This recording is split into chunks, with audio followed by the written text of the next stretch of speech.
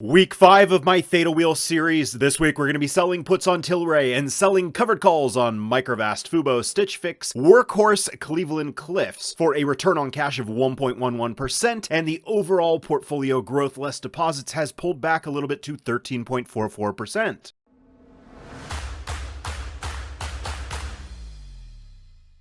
Hey everybody, Walrus here from Walrus Street, bringing you week 5 of my Theta Wheel series. Just a reminder, I am not a financial professional. All information in this video is for entertainment purposes only. Well, this was basically the worst possible week that I could have had on my Theta series. Last week, I was assigned almost every single position, which is a statistical improbability when you're selling 30 delta puts. Although I shouldn't complain too much, it could have actually been worse. I did sell puts on Himax last week, and Himax closed on Friday at exactly $10, so I was not assigned the Himax shares, and that did free up a little bit of capital for me to work with this week. Now, that being said, going into this week, I only had $1,500 in cash in the accounts thereabouts, so I wanted to sell puts on a company that was around $10 a share, so I still had some buffer in the account. And, you know, having sold on TLRY before, I went ahead and sold on TLRY. The IV was somewhere around 96%, so there's not really much point in me showing you how I picked my stocks this week because I didn't have much cash to pick stocks. I just went with TLRY. Now, when you're running the wheel, this is actually the easy part. So when you're selling puts, for the most part, you're actually doing a lot of research, you're thinking, you're trying to plan everything out very carefully, and you're collecting more premium. But when you're on the call side of the wheel, which is kind of like the second stage of the wheel, it's brain dead. You basically sell covered calls at the strike that you were assigned at, and you wait. I guess the trade-off with the easier strategy is that typically the premiums are going to be lower on the covered call side. Enough talking, let's take a look at the trades. All right, you guys could see the cash balance on the portfolio, $1,443.73. So that makes today's trades very, very easy. We're actually just going to go through and sell covered calls most of the way. So let's go out to MVST.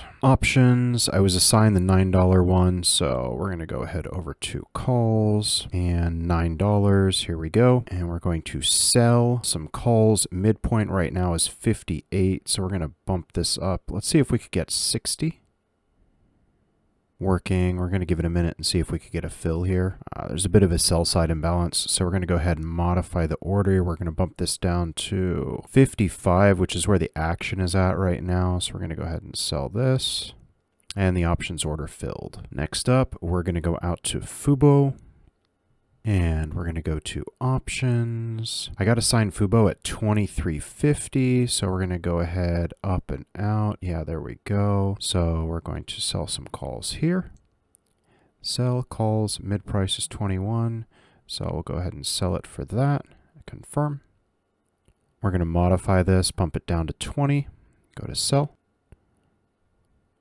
And the order filled. Next up, we're going to go out to SFIX. We were assigned SFIX at 32.50, so we're going to go out to options, scroll out to 32.50. So this one's actually a little bit far out. This kind of sucks because it really reduces the premium that we're going to be making, but hey, you know, that's part of the game. So we're going to go ahead to sell. Mid price is 13 right now, so let's go ahead and bump it up to 13. Confirm.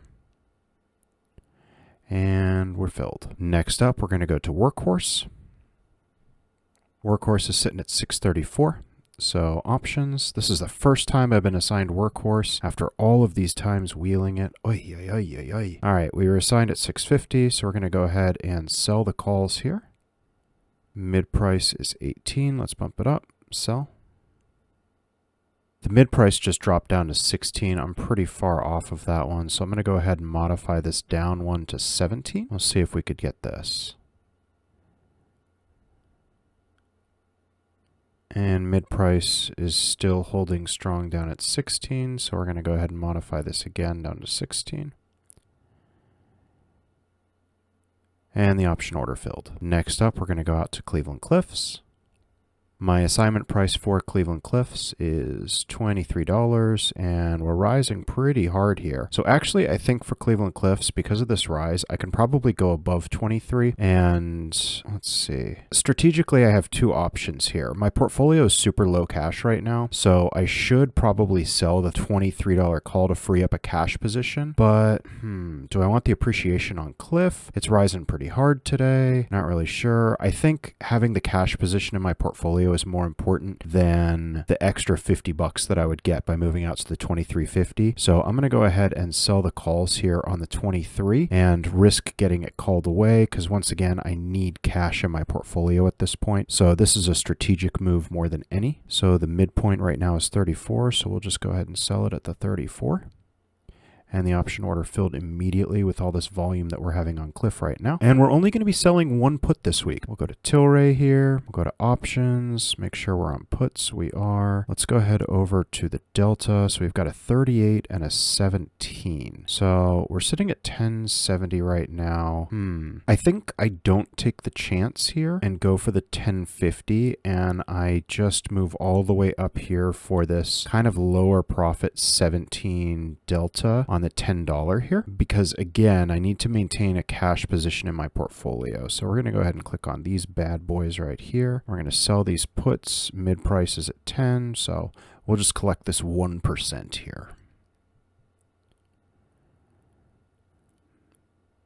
And that's that. There you have it. There was a small amount of strategy there with deciding where to sell those Cleveland Cliffs calls. And even though Cleveland Cliffs was running up and it was actually really close to $23, which was my assignment price, I opted to go with that $23 call because strategically I want to have more cash in my account to play with. And I would rather get Cliffs called away than end up with $50 extra on the sale of the stock. So that's why I made that decision. Now the calls were really, really low on FUBO and SFIX. I'm waiting for this one to find a floor when I get a better idea on where the floor was, because hey, you know, I thought the floor was last week based on the TA, but when I get a better idea where that floor is, I might actually sell calls a little bit below my assignment price and take a risk, because those premiums this week were super low and they actually dragged down the gains on the entire week, just the FUBO and the SFIX premiums. Let's take a look at the trades. Here you can see the trades. We ended up with the Microvast. Remember, I did actually have two positions on Microvast last week. The $9 one was assigned, but the $7 one ended up expiring. So this is the $9 one. So obviously I sold that one at 9. This one is going to be carried with me on the sheet for 4 trading weeks. So I am going to be calculating that appropriately instead of lumping it all in at once. And the premium was actually really, really good on that Microvast one. FUBO, I went with the 2350s, and SFIX, the 3250s. There's not really a whole lot that's very compelling here. All of the calls that I sold were directly at my assignment prices, and I wasn't really thinking about it more than that. TLRY was the only one where I kind of made a decision on the conservative end, and I ended up going with the $10 TLRY position instead of the 1050. While the 1050 would have yielded me a better premium, I went with the 10 because I want to keep part of my position cash liquid in my portfolio, and I wanted to reduce the risk of TLRY being assigned, which would have just limited me to like $500+ in cash in the portfolio. If we come over here to the week 5 summary, we could see the collateral plus assignment used was 9,775. This is a bit of a drawdown from last week, but I did keep about 500 cash liquid in the portfolio without using it on any positions this week. And also the portfolio did lose a little bit of value because of the big dips in SFIX and FUBO. I collected 108.75 in premium this week, which is by far the lowest week that I've encountered to this point. Again, this is pretty normal on the call side. Return on cash was still above 1%, 1.11%. Overall, the portfolio growth is still really good. Last week ran all the way up to 17%. That type of growth isn't sustainable. So backing down to 13%, well, 13.44%. Just think about that. In 5 weeks, my portfolio has grown 13.44% less deposits. That's better than the indices have done over the same time period. So even though my portfolio did pull back, I'm still handily beating the indices. Total account growth, if I do incorporate my deposits, is 23.32%. Total premium so far collected in 5 weeks is $821.75. That's pretty respectable. There you have it. Obviously, I wasn't happy about getting assigned all of those positions last week, but that's part of the game that you play when you're running the Theta wheel. Statistically, though, that was very improbable for all of those separate, disparate events to happen at the same time, but they did. And you know, sometimes I feel like if I didn't have bad luck, I would have no luck. I can't complain too much though. Like I said, I am beating the market over the same time period quite handily. So hey, you know what?